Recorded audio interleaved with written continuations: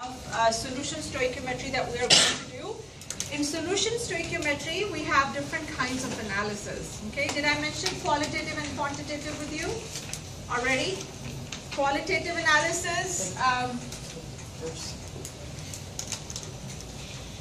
Okay, qualitative and quantitative, because this is where it really comes up. Qualitative analysis has to do with the quality of a substance, and quantitative analysis has to do with the quantity of a substance. Okay, so which means that wherever you have any measurements to do, whether it's a volume measurement or a weight measurement, that would be a quantitative analysis, and a qualitative analysis would be where you're not really looking at numbers, you're just looking at color changes, or you're looking at gas coming out, whatever it is. Okay, so for example, the copper lab that you did, you had only two measurements in there, before and after. Everything in the middle that you had for the copper lab was all qualitative. Okay, because you looked at the color, you looked at the precipitate, you moved on to the next step. You heated it, you got the black color, you moved on, okay, to the next step. So that's called qualitative analysis. And then quantitative was when you did the measurements, okay? You took the weight of it and you will calculate the percent recovery. So there are different kinds of analysis then, okay? So we are right now going to concentrate more on the quantitative analysis. In the quantitative analysis, you have two different kinds. You have gravimetric, and then you also have titrations. If there is any part of chemistry you would like to forget, you can forget this part. Okay, and so, yeah, they really don't mean anything unless you get into the lab and start doing it. Titrations you will never forget because you have 3 titrations in your lab coming up this semester, so you will not forget titrations. Gravimetric, you really don't do those things, okay, anymore. So in titrations, you can have the 3 kinds of titrations, which are then the neutralization, precipitation, and then the redox. Neutralization and redox is what is scheduled for you in the lab, so you'll get a nice idea of how these things are done. So when you do a titration, you actually have a burette and you have a flask, okay, and a burette, pardon my drawing, again your burette is like this, which you have seen before, and then you have a flask over here. So you add one solution to another solution, and then one of them is an unknown, one of them is a known solution, and then you figure out, okay, the concentration of the other. All right, that's a very typical thing to do in titrations. So in a neutralization titration, you generally tend to figure out how much of the molarity is of an unknown solution. For precipitation, you will try to figure out the concentration of an ion that might be present. So for example, if you were studying for hard water, you may want to think about how much of magnesium is there or strontium is there, something like that. If you had a redox titration, it would be a completely different thing, okay, because there you're monitoring electron transfer. Okay, so it's a little bit different thing over here. Neutralization titration, the acid-base titrations, very simple to do, very easy to do, but because you're adding a colorless liquid to another colorless liquid, it's very tough, okay, to know when to stop, okay, or when the reaction is done. So in these cases, you will actually have to add an indicator, and that indicator is going to tell you, now this is the end point, okay, you're done with the reaction at this point. Precipitation is easy to follow because there is no more precipitate formation. Okay, and redox also, usually you follow these by color changes. Okay, it could be within the chemical, or you would add some sort of an indicator to this. Okay, that is the practical aspect of doing any kind of a titration. All right, and titration is a very, very common way to do quantitative analysis. Although you've done quantitative yourself also when you were doing all the crucible. I was going to say crucible burning, but that doesn't sound very good. Okay, but when you were burning the crucible, okay, and finding out the % water and all those kind of things, okay, and so that was also quantitative. But anyhow, so solution stoichiometry is going to be one of these things that we will do, one of these 3 reactions that we'll talk about. The only thing in solution stoichiometry that stands out from what you have done in chapter 3 is that now you're dealing with solutions. Okay, and when you are dealing with solutions, you actually have molarity. In any kind of stoichiometry that we have done, okay, there has been one consistency, and consistency has been that you find the moles of something and then you do the mole ratio, right? That's really the main thing. And then in chapter 3, we started with grams, converted to moles, did the mole ratio, and then converted it back to grams again. Okay, that's what we did in chapter 3. Now it's going to be a little bit different, okay, because now we are getting into solutions. So we get our moles actually from the molarity then, right? So the way we get the moles is different, that's all. So you have to just kind of think in that way. A lot of times we have the habit of just running to the periodic table every single time, okay? But if you need to get the moles from molarity, you don't need the molecular weight. You need the volume, right? Because molarity is moles over liter. So to calculate moles, you need the molarity and you need the volume. You don't need the molar mass, okay, for this. So that is something that you have to kind of shift your thinking, okay, a little bit in order to do these calculations. Okay, so the first one I have here for you is gravimetric analysis, and then we'll go on to acid-base titrations, and there are some redox in there too, okay? Gravimetric actually has to do with a lot more with precipitation reactions. Next 2 gram sample containing bromide ions, which is Br minus ions, and it is treated with silver nitrate, okay, and silver nitrate is the amount of silver bromide that is precipitated. So silver bromide precipitated is 0.8868 grams. So the question is, what is the mass of bromide ion? This is just a sample. The sample can be made up of potassium bromide, sodium bromide, calcium bromide. You don't know what else is in there, okay? There will be no sample that is just made of pure bromide ions. You have to have cations in there too, okay, as counter ions. So the sample, of course, contains something else. First thing first, we'll write the equation. Can you write the equation? You have bromide ions in there reacting with silver nitrate. So go ahead and write the products up for me.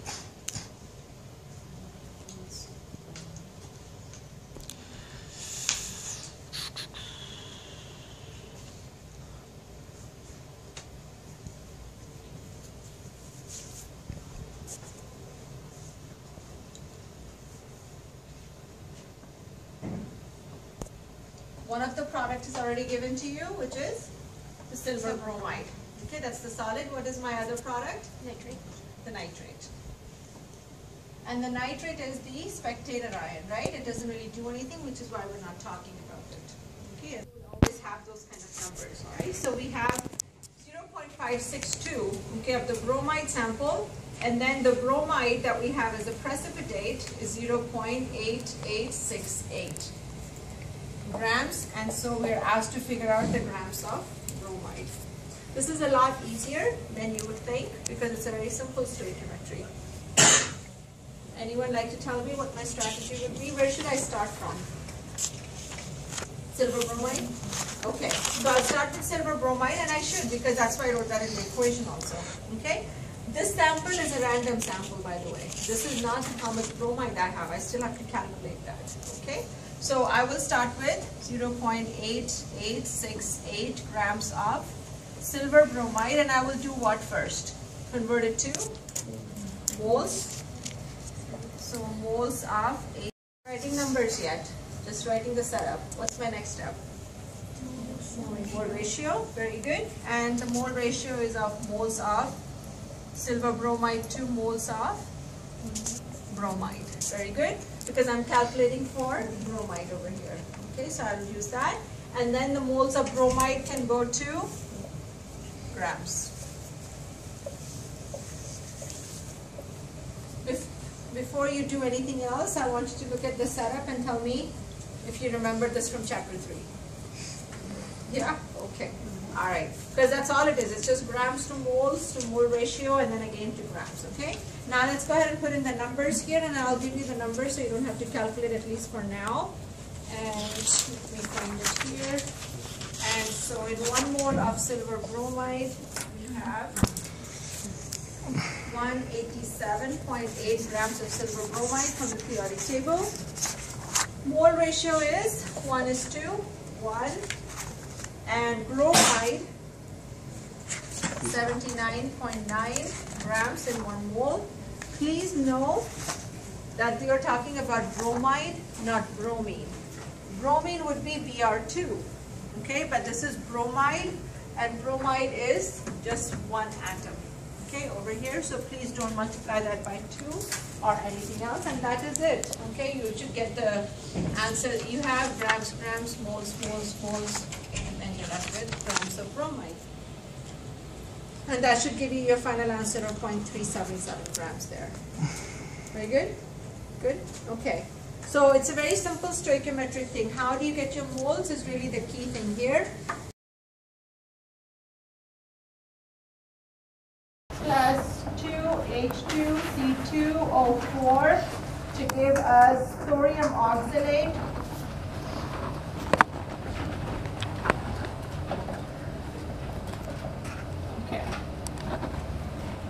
And then the question says, the solution containing a water-soluble salt of radioactive element thorium can be titrated, not titrated, okay, with oxalic acid solution to form insoluble thorium oxalate, which means that this is our solid right here, okay, and it's not given to you in the worksheet that I have, so go ahead and write that in there. If 25 milliliters of thorium-4 ions, 25.00 milliliters of thorium ions requires 19.63 milliliters of 0.002500 molar oxalic acid for complete precipitation. What is the molar concentration of thorium ions?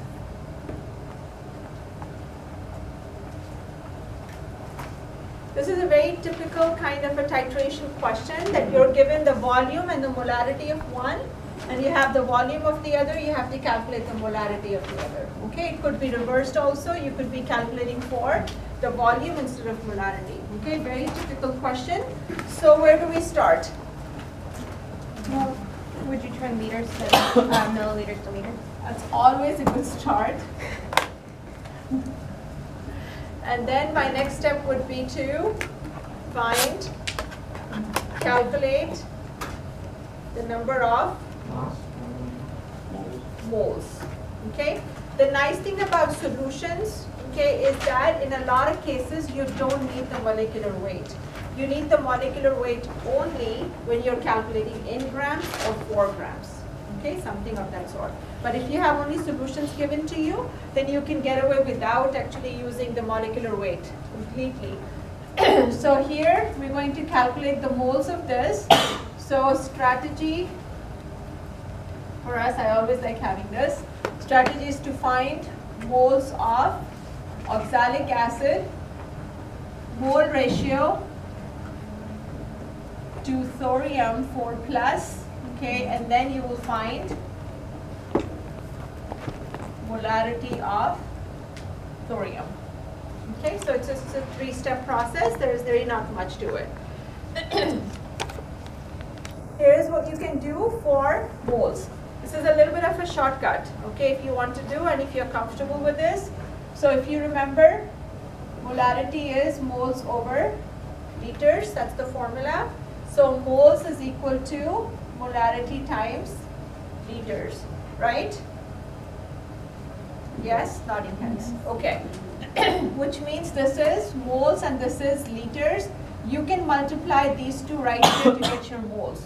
Okay, so you can save yourself a little calculation because, or a little bit of a setup, okay, because you have to do this anyway, all right? Or you can set it up like this, 0.0025 moles per liter times 0.01963 liters, which is essentially the same thing. But now you're setting it up like in the dimensional analysis. Okay? So depending on your preference, you can do the little shortcut here and quickly write the moles that you have here and then carry on that in the calculation.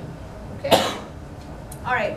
What is this the moles of? This is of H2C2O4. So this is just the first part. This is just this part. Professor, where did you point to 0.01963? That's the liters. Yeah, Right. but it's 19.63, not 0.0. I'm writing it to liters. But it's oh no, I thought it was already in liters. It's not in No, liters. okay, sorry. You even told me. I just thought the now. other one was in milliliters and that one was in liters, All right. so I was No. confused. Okay. All right. Okay. Sorry about that. No, that's okay. And you just told me to do that in liters. Okay. All right. So in any case, so here we are, and then of course the mole ratio. So since oxalic acid is up here, so oxalic acid goes down here. H2C2O4. And you can always write just oxalic acid if you want to. You don't really have to write the whole formula if that's bugging you, because you don't really need the formula. Okay, you're not calculating any molar masses, so it's okay. And this is going to be for the mole ratio of thorium 4+, and so this is 2 to 1 mole ratio, and that's coming from the balanced equation right there. And then what's my next step? How do I calculate the molarity?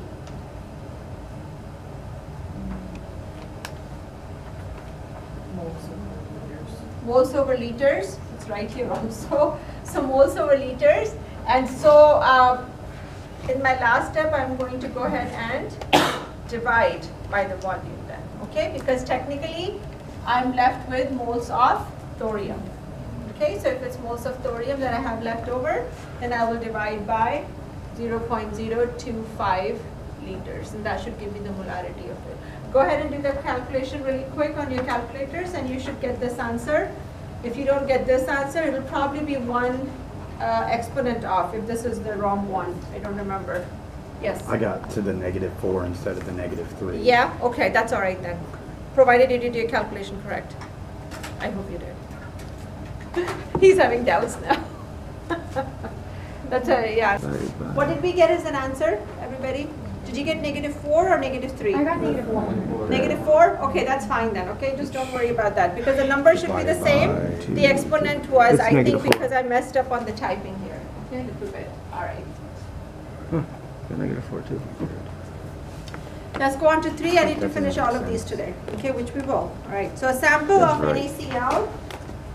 Mine's wrong. NaCl weighing 1.4477 grams is dissolved in water and diluted to 250 milliliters. 250 mils of water.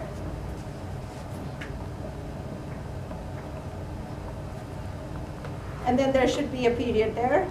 What volume of this solution will be required to titrate 25 milliliters of 0.1 molar silver nitrate? So go ahead and write the equation first. Water is just the solvent, so you can write aqueous for that. Okay.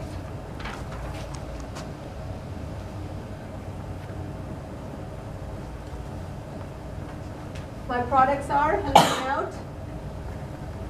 My products are sodium nitrate and silver chloride. And let's go through this. NaCl is aqueous or what? Aqueous, silver nitrate, sodium nitrate, aqueous, and then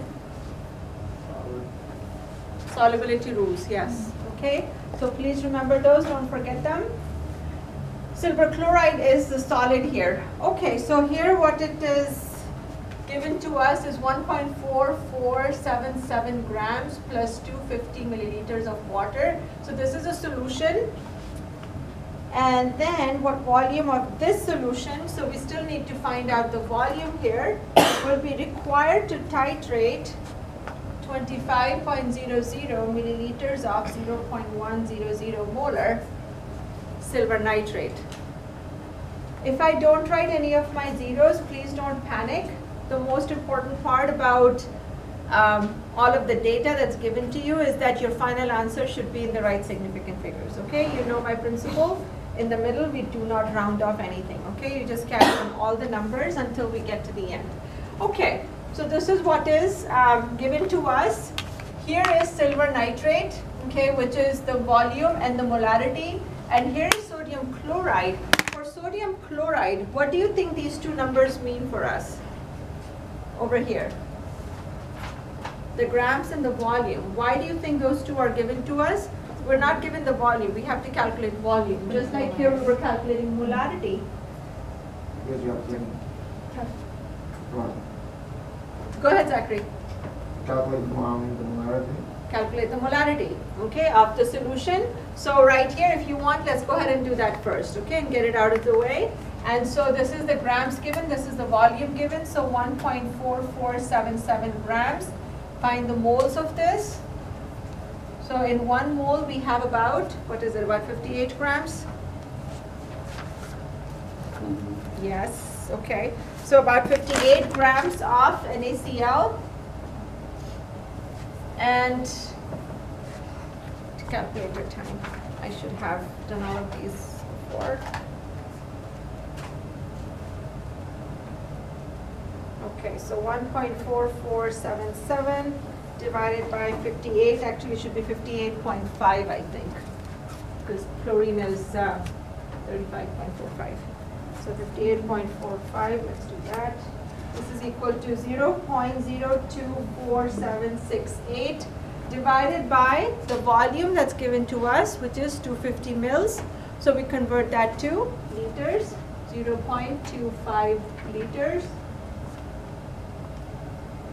And so the molarity is 0.09907. And this is for NaCl. We're going to need this to calculate the volume later on. So if we're given like a measurement of liquid and then a measurement in grams, then that means we have to calculate the molarity. It depends. You have to read the question carefully, Okay. because in some cases you can get away, okay, without calculating that, because if you can figure out the moles, then that's all you need, okay? Yeah. You will see later on, okay, that we may not need to do all of this. Okay, where do I start? Do I start with sodium chloride or silver nitrate?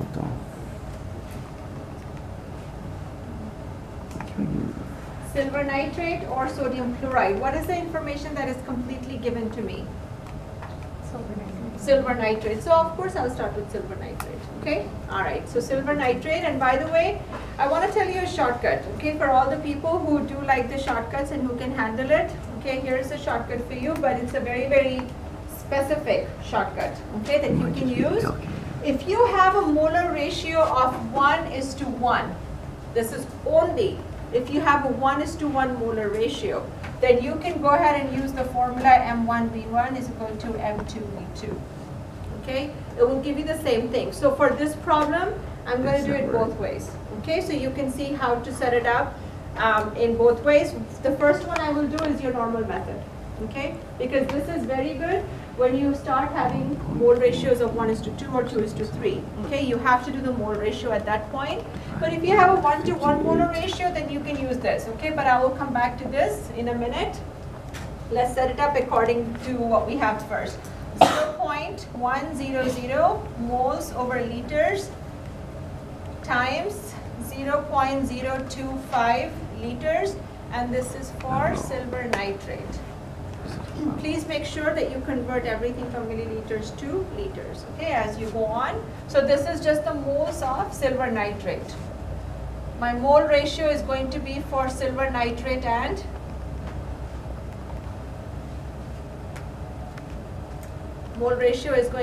silver nitrate and sodium chloride, because that's what I'm calculating for. 1:1.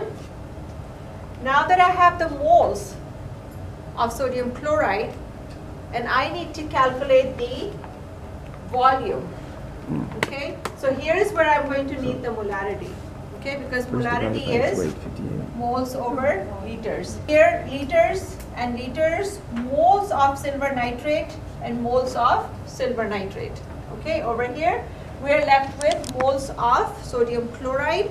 Moles of sodium chloride need to now be converted into liters, okay, of sodium chloride. So for that you need to have liters on the top and moles at the bottom, and this is where the molarity is going to come handy. And in 1 liter we have 0.09907 moles, okay, of sodium chloride. Are you good with the setup? Just go step by step with your units and your chemicals, okay, and you should be all fine. And so moles of NaCl, and you're left with the volume, okay, at the end. And I think this one, the calculation, the answer should be correct, okay, for this one at least, and the answer is not given to you. Okay, great. Even better. So 0.02523 or 25.23 milliliters, whatever, you can give me whichever answer, it doesn't matter. If a multiple choice question is there, then you'll have to give it the proper units.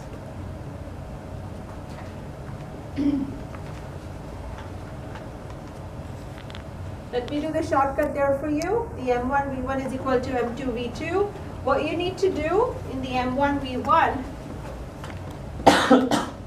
is to make sure that one side is NaCl, the other side is silver nitrate. Do not mix and match. Okay, for all of this, just like you do for dilutions, you keep it together. Okay, so here for NaCl, our molarity is 0.09907. Volume is what we are trying to find out. Molarity for silver nitrate is 0.1 and volume is 0.025. So volume then for NaCl is 0.1 times 0.025, 0.09907. And if you look carefully, okay, at all the numbers, because in calculations it's all about numbers and nothing else. Okay, so if you look at the numbers, you have 0.1, you have 0.1, 0.025, 0.025 divided by this number is divided by that number. That's it. Okay, so we're all set.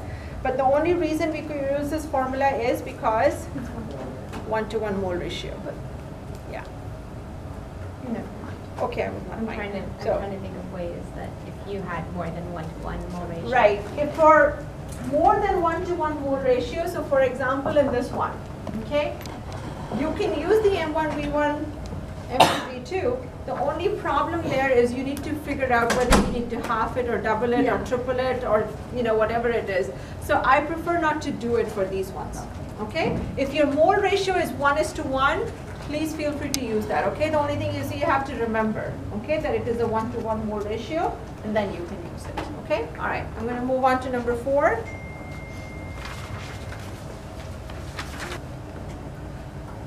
HCl plus KOH to give us KCl and water, salt and water. What's our mole ratio? 1:1. Is it balanced? Everything is balanced. We're happy people? Okay. We're happy people. Sure. All right. It's Thursday. We will be happy. Okay.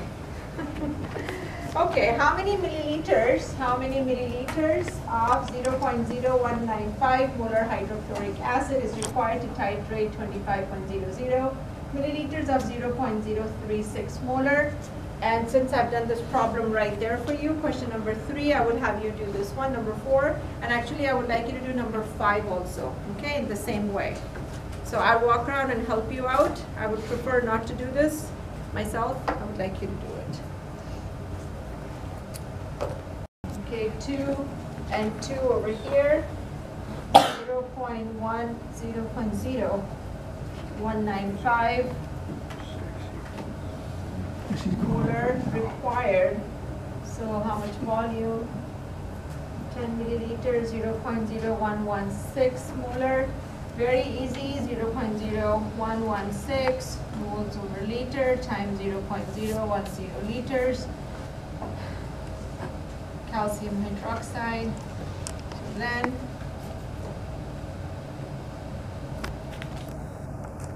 calcium hydroxide, and then HCl.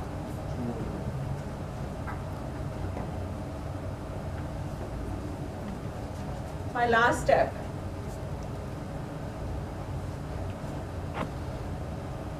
Do I divide or multiply?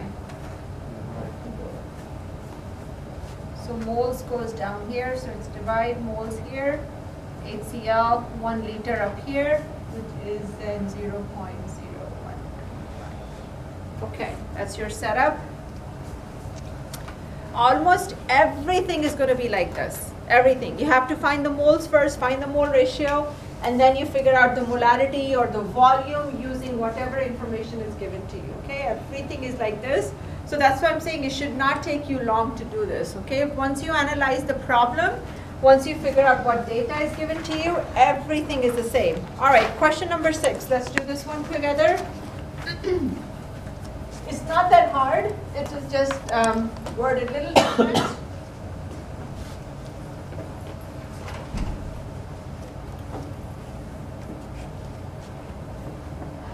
How many grams of potassium hydrogen phthalate, KHP, are needed to neutralize 22.36 milliliters of sodium hydroxide? And the molecular weight of KHP is given. It means that we actually need the molecular weight here. And the mole ratio of KHP and sodium hydroxide is 1:1. So what is not given to you is the whole structure of KHP. It's not potassium, hydrogen, phosphorus. It's phthalate. Okay, and so essentially what you have is KHP reacting with sodium hydroxide. That's what the reaction is. And the problem tells you that the mole ratio is 1:1. Okay, so that's the important part.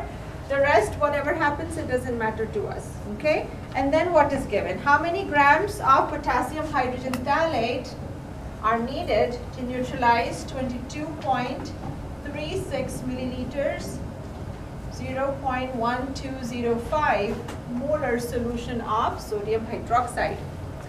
So in this case, you do need the molecular weight because you are going to be calculating in grams, okay, eventually. So you will need the molecular weight, which is given to us over here. So again, how do I start? Calculating the moles first, okay, of what is given to me. So that is 0.1205 moles over liter times 0.02236 liters, and this is for sodium hydroxide. And then the mole ratio, which is 1:1, so 1 mole NaOH to 1 mole KHP. Now I'm not supposed to calculate the volume or the molarity of KHP. I'm supposed to calculate the moles, the grams of KHP. So in that case, I need the molecular weight. So now all I need to do is moles down here and grams up there. And so in 1 mole, I have 204.23 grams. That's given to me.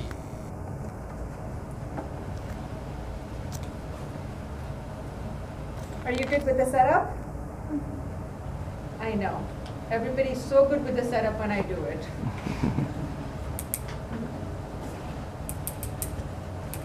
Okay. 550 grams. What does this mean? That if I take 0.550 grams of KHP, I will need 22.36 milliliters of 0.1205 molar sodium hydroxide to titrate this. Okay. By the way, as a little side note here for you, we're going to do one more calculation here with this. You have the exact same titration coming up in your labs. Okay, for those of us who are starting, I think this week, okay, possibly, or next week, maybe next week. You will have the exact same titration. The only thing here in your lab is it's going to be reversed, okay, in the sense that your sodium hydroxide is going to be the unknown, all right? So you have the KHP still, and you still have the sodium hydroxide solution. But what you will have is, say, 0.33 grams of KHP. Okay, go ahead and write this too, because I would like you to work this problem out. So you can do this on the back sheet if you want to, okay, because there's still one page empty at the back. And this will help you in the lab as well, because this is what you're doing there. So what you will do in the lab is you will weigh out about 0.33 or 0.5 grams of KHP, okay? You will dissolve that in water, and then you will titrate that with an unknown molarity of sodium hydroxide. So when you add the sodium hydroxide from the burette, you will have a known amount of sodium hydroxide, right? Because you're adding a certain amount, okay, in there. So let's say, randomly speaking, you added 22 point, let's take a different number. Let's take 16.67 milliliters. So you have a flask of KHP with this much of KHP in it. You put water inside it, and you also added phenolphthalein to it, the indicator, okay, for your titration for the end point. And then you're adding sodium hydroxide from the burette, and this is how much you added. And then the question is, what is the molarity of sodium hydroxide? How will you approach this problem? You're dying to speak, Zachary, I can see that. Change KCP to moles first. The grams to moles, and then the molarity divided by the liters. The liters, very good. Okay, so go ahead and do that. You have the grams over here for you. Convert those to moles. Your mole ratio is 1:1, and then you have the volume given to you. So once you find the moles of sodium hydroxide, you will divide that by the volume. Okay, make sure you convert it to liters. So I'll wait for you, and I'll wait for the answer. I will not set it up because I tend to write fast.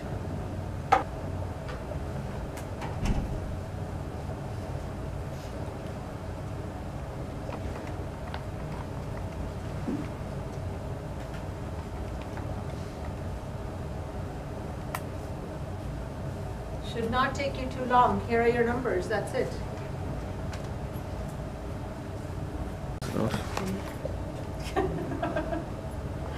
Okay, 0.096. That's it? 2 sig figs? 9. 9? Okay, all right. Good. Because technically I gave you 3 sig figs over here, okay? Should be 3 sig figs. Okay. All right.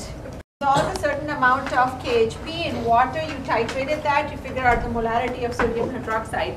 I have a small conceptual question here for you. So the KHP that you have to dissolve it in water because it's a solid. Okay, so you cannot do a titration on a solid. You dissolve it in water. So if I dissolve it in 20 milliliters of water versus 30 milliliters of water, does it make a difference in my titration, in my final answer? No. No. No. And you say no because? Just because you add a certain amount of water doesn't change the volume or the mass of the KHP. Doesn't change the mass of the KSP. Very good. It changes the volume, okay, but it doesn't change the mass of the KSP, which means that we don't actually change the moles of the KHP. Okay, very good. So in the lab, when you go and work this in the lab, and we ask you to put 20 milliliters of water. If you put 21 milliliters of water, are you going to panic? No. No. Okay, that's what I'm trying to say to you. Okay, you should know when to panic and when not to. So it goes on the left or the right? On the left. Okay. How much carbon dioxide is liberated? Is that go on the left or the right? Right. That's a product. And then the next question is, what is the molarity of sodium chloride produced? So that also goes on the right. But what is remaining? Hydrogen. H2O. H2O. This is the same reaction I wrote out for you last week. Okay, when we're talking about gas reactions. So here NaHCO3 is aqueous, HCl is aqueous, carbon dioxide is gas, aqueous, and then liquid. Okay. Let's go ahead and quickly write the data that we have in there. So So sodium hydrogen carbonate, I have 0.175 liters. I just converted it directly of 1.55 molar sodium hydrogen carbonate, and I have 0.235 liters of HCl, 1.22 molar of HCl. How much carbon dioxide is liberated? So this is going to be in grams. And what is the molarity of NaCl produced? I have two questions to answer here. Okay, how am I going to approach this problem? Yes. Would you first do M1 B1 equals no? That's not my first approach. So you could eventually, okay, but not right now. You can't do that yet. Yes. Yes. Would it be like something to do with like limiting reagents? Would it be like? It would be like. What It would be like. Okay, and it would be because you have both the quantities given to you. Okay, if only one was given, like over here, only one of them is given, right? So you're supposed to figure out the fourth one for yourself. But here, both these quantities are given to you, so you have to work this problem like a limiting reagent problem. So which means you have to calculate moles of this and moles of this and do a mole ratio. Okay. By the way, is my equation balanced? Yes, it is balanced. Okay. So luckily, I have 1-to-1 molar ratio everywhere.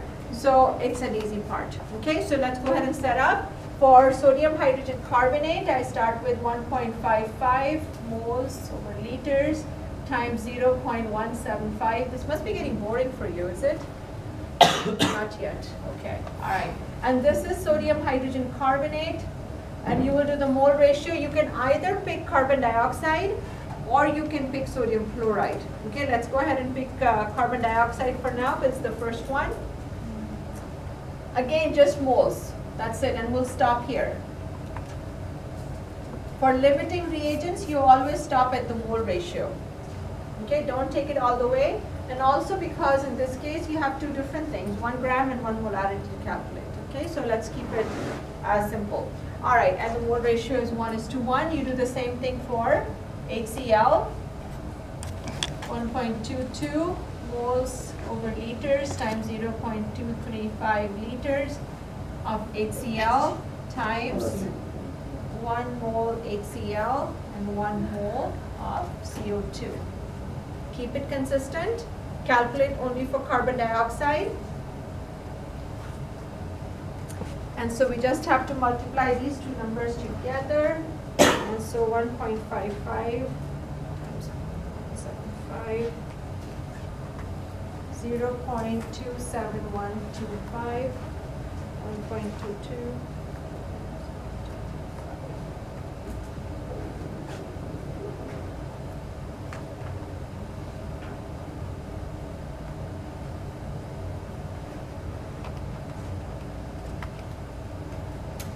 So, good. Jeffrey, what is my limiting reagent here?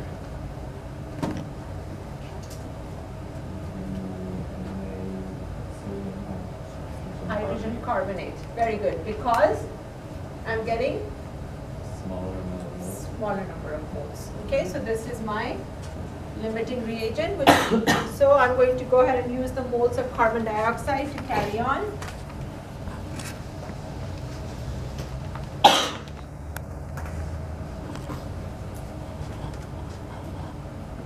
So then I just have to convert moles to grams. Okay, that's all. So moles CO2 to grams CO2, and this is about 44 grams of carbon dioxide in 1 mole. And that should give me the answer that I have on here, okay? Which is 11.9 grams.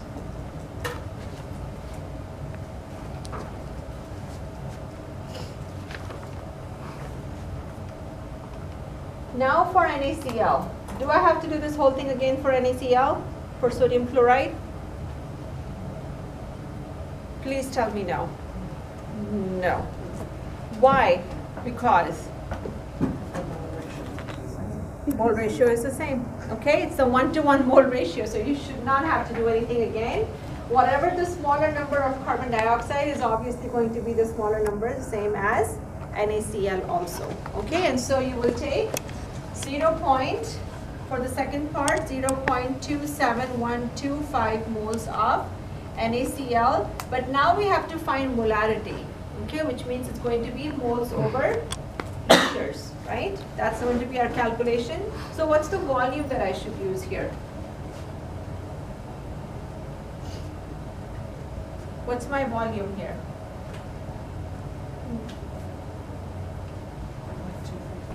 Wait, no, 0.175. Is it those two added together? Is those two added together? Is that what you're going to see, Caitlin? Yes? Okay. Very good. Because now you've added the two solutions together. So in the product side, you should have everything all together now. Okay, so it's the added volume, which means that you should have 0.175 plus 0.235 liters. Okay, and that will give you the molarity then.